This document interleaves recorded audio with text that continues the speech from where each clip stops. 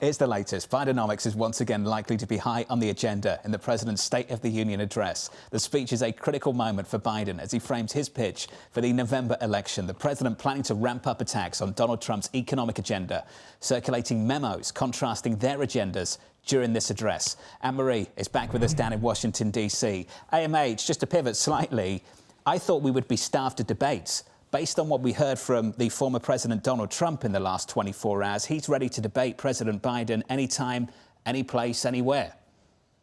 Well, that's what he says. Remember, the former president would not get on a Republican debate stage when it came to the primary. But now that Nikki Haley has said she is bowing out, he says he's ready to take on President Joe Biden in a debate. What's interesting, Jonathan, is that the Biden campaign basically said, well, you can see what the president has to say. Please tune in this evening to the State of the Union, but didn't say whether or not they would accept that debate challenge. And they said, let's see how this cycle persists. A lot of people are talking about, would we even see these two take a debate stage?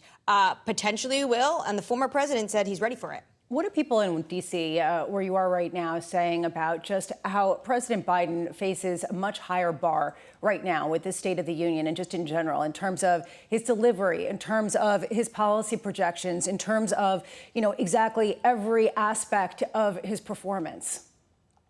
Well, people are billing this as the most important speech he will give of his presidency, and potentially it could be his last State of the Union if he is ousted in November.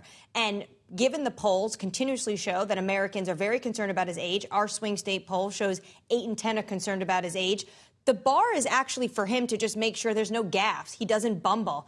Remember, the pressure is on Biden, given that special counsel report that says he's a well-meaning elderly man with a poor memory. He needs to make sure this evening he pivots to a well-meaning elderly man with a strong memory and that he's robust. And for that conversation, we should bring in Tobin Marcus, head of policy and politics at Wolf Research, who's been looking into this. Tobin, is this the bar for this evening, to just make sure that he comes out, that he can be an influential president up for the job at 81?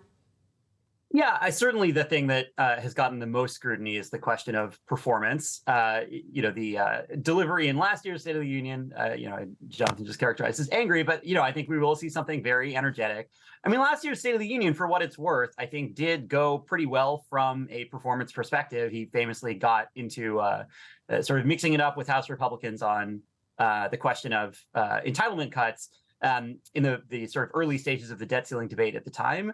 If they can manage to engineer another sort of organic moment like that showcases some nimbleness and energy and sort of quickness on his feet, I think that would be ideal for them. But short of that, I think just a crisp delivery that shows some energy and, to your point, sort of free of any notable flubs.